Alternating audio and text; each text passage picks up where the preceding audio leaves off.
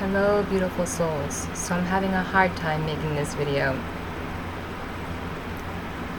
Sometimes when I'm channeling, my ego gets in the way by, like this happens to everyone, so not me specific, but by thoughts from the outside or the past where the other or the narcissist or your other self, your reflection on whatever level that is that you are, it's different for everybody. When you're seeing that reflection more and more clearly, and I in no way and shape and form am promoting toxic relationships, but when two types of thought forms from the same, and this is mathematical, so the opposing, when they come together, right, again, think of it like a football shape, when something goes out and then it's coming in. So when the twin flames come together, it's kind of like a metaphorical way of getting your wings. And you're literally, aurically, in a real twin flame, spiritual, which is just energy, alchemical relationship, is supposed to happen. It's normal. So, I think a lot of people looking for their twin flame are actually looking for their soulmate because they don't know that a flame is a jinn and it's a genius. And they're going to reflect your own genius in whatever you generate from,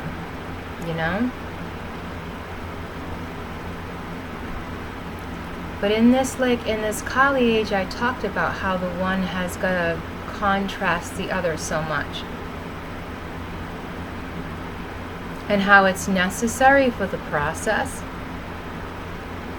Like the yogi and the yogini and the daka and the dakini and that whole storyline is not sweet girl love storyline. That doesn't exist in those things. Yet we keep giving them this love light bullshit whitewash paint job of a tomb and putting it out there that it's not death. It's not death, it's all love light and pretty. That's great. You have the language. Do you have the experience? And I'm going to get crass. Because if you say meeting your twin flame is meeting your soulmate, which is immediately the love, the light, the heart, a soulmate, soul, heart. When the soul ignites and it sits in the heart, rests in the heart, then the upper chakra begin to be balanced until one knows one as one higher self completely, and there's nothing there between it. They're one. I just said two. They're one. So yogis understood with actuality how to make this happen organically. This was your teaching, it was your religion, your path, your walk.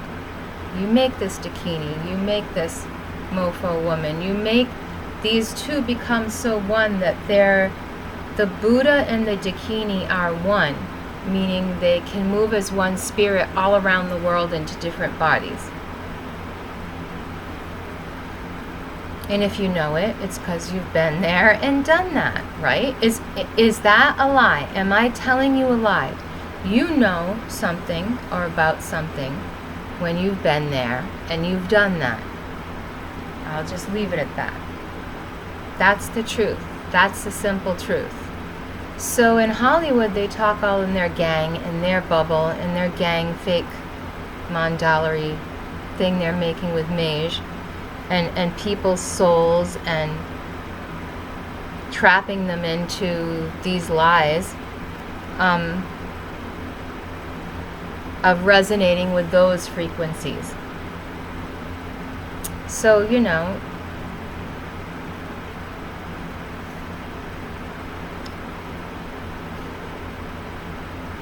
the tension has to be there for the more tension, the quickest purification.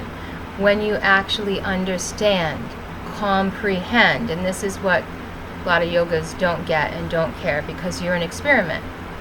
Just like Like Kali doesn't tell that story, and we're not telling that story over and over again. But anyways, that's what makes, you know, the mega Dakini, the suffering, the red Dakini, the dark Tantra. That makes them more powerful quicker.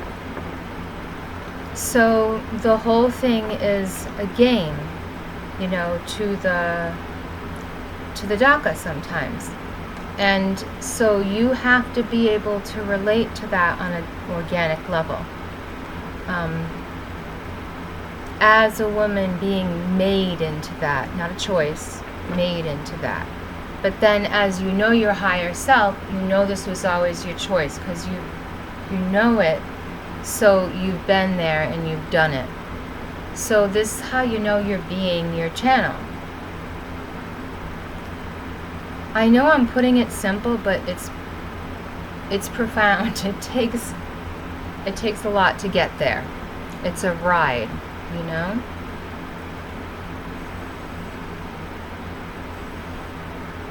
So when you feel yourself, you know, getting manipulated all by your twin flame, watch and learn, and then pull apart on whatever level that's going to be. I don't care if you're with drug lords and gang and been there, done that, been through it. Flight bosses, for sure. So I am not air, this, water, that, earth, air, water, fire, and all the nations is separate, because that's how you make these mad schools of mad thought in the twin flame false game, because this is what gurus do. Force you, force the flower, the alchemist, force the flower, force the bulb, force the growth, whether or not that vehicle knows what it is completely, which a shaman doesn't completely. An alchemist, their goal is to know that they're that completely and to be that completely, and that's the goal. And there's different ways to get there and ways to make the ride easier, but if you've been there and done that, you've been there and done that, and you can talk about it.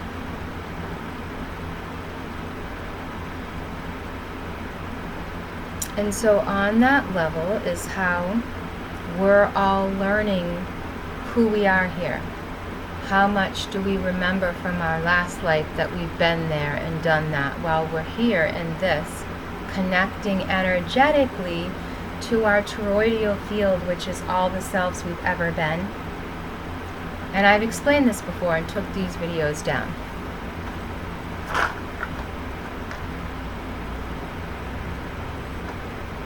When your guru gets you to the point where even if the dumbass in the body doesn't know that that thing really is 100% online and exists,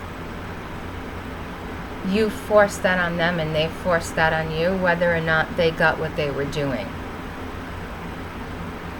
And there's a way to use that for good, and there's a way to use that for bad, and I remembered all the ways as I went through the ways, and as I shredded this person's information through my toroidal field too. That has a good memory, because it's an old soul.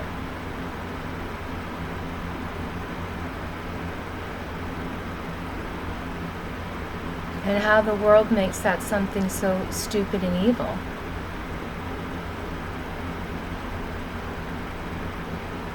Remembering yourself is electrical science. That's all it is. And then you know the truth about this false science that's being put in front of you, so you buy the product with the chemical, or you think it's organic, but I raised chickens in Pennsylvania, and believe me, the organic standards you would think were disgusting. Yet they could put them off as natural and organic.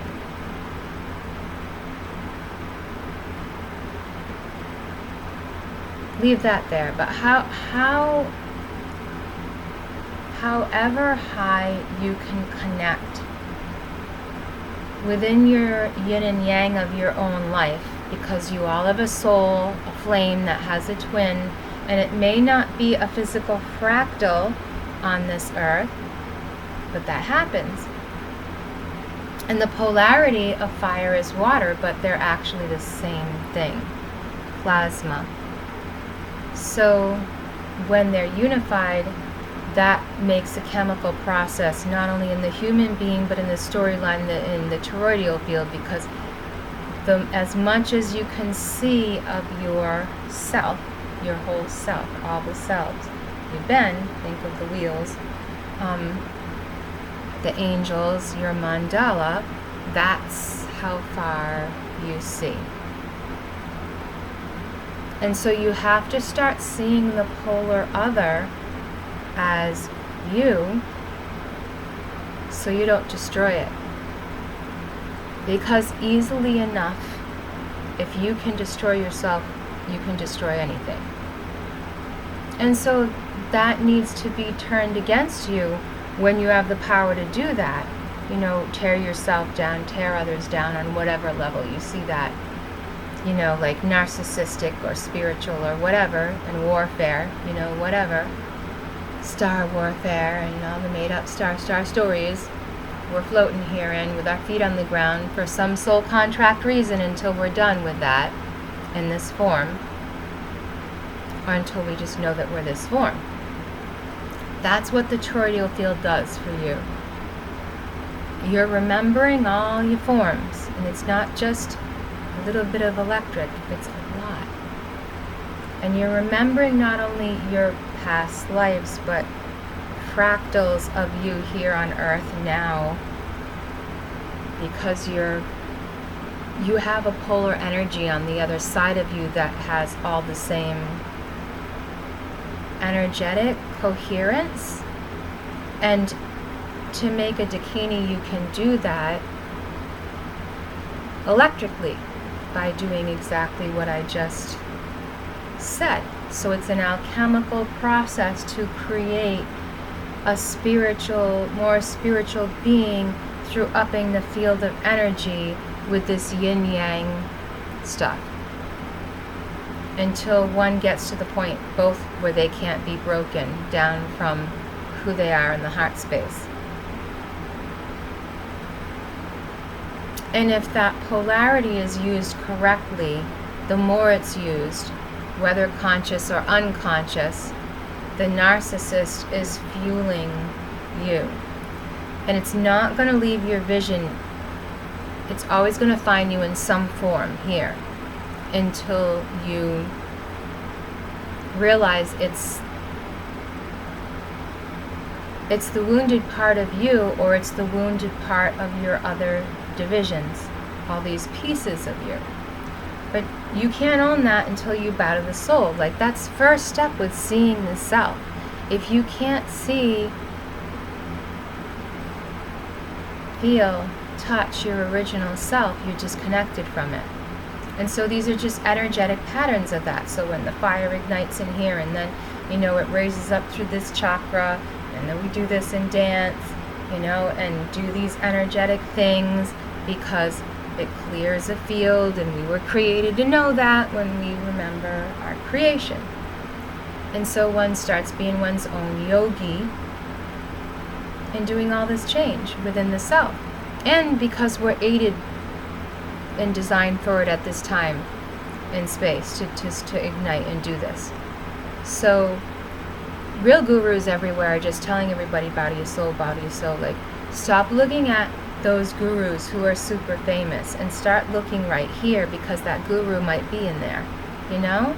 Like, I don't want to separate you from your mandalic belief systems, but you got to realize there's always a polar opposite of yourself somewhere. And do you want to deal with this in this lifetime? Where are you called to? Is it an angel? Is it a demon? Is it yourself? Which is the mid-path and quickest way to become your fullest self. So with a twin flame, that's a Daka Dakini guru and goddess Devi type of thing. That's what that is. And that's just how the outcome is going to be. Now, if you meet someone and they do all the same things exactly like you do, you finish each other's sentence, it's like high in the sky love story and there's no resistance. That's soulmate. That's heart chakra open mate. Soul, heart chakra, one ignited. That's being in the center, being in the heart. That's a soulmate, not a twin flame. Flames burn. They resist polarity. And the more you're conscious of being able to use that polarity and have the self-control and the love for yourself to use that polarity correctly, is when you can cut off all the crap from yourself and have no guilt for doing it with that Dakini knife. Because that's only part of you. So if it falls away, teacher falls away, lover falls away, people fall away, anything falls away, you know where you sit. Nobody likes to feel the pricks, but when you gotta sit there, you gotta sit there. And that's what makes one the ghost. When the toroidal field is going and you know all of these lives and you know that they're just moving all around this center now and you're in your center, that's the center of your toroidal field, your monad, your whatever you are in that. And if you find your opposite that knows that and you can put those two pieces together and work that resistant right, you can go in and out of energetic boundaries and realities together. This is what Daka Dakini does. But they need to rip you down for you to be that. And they need to be ripped down on whatever level they are in your ego as that. So like for me now, instead of running away from things, I'm trying to learn to use resistance in myself and others to like expand and contract. And paying attention to that. And when I went into the relationship before my brains were wiped, I knew all this. I wrote about all this. I was learning all this. I was becoming all this. And so, you know, the universe finds you ripe to do the work you need to do for your own soul group as much as you're awakened to that. Whether it's loving your art or being me, you know, like, and since I don't believe, when I connect to someone, when I see them visually here, and if I've also seen them out there,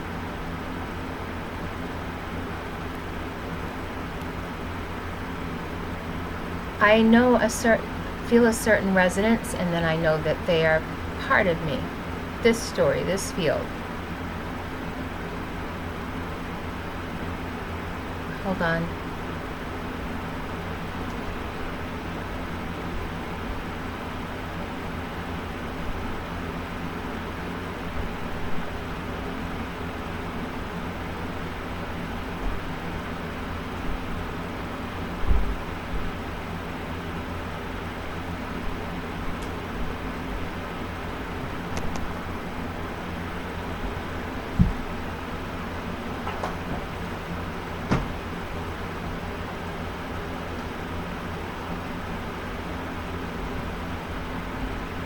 So I have to cut that there. Thank you.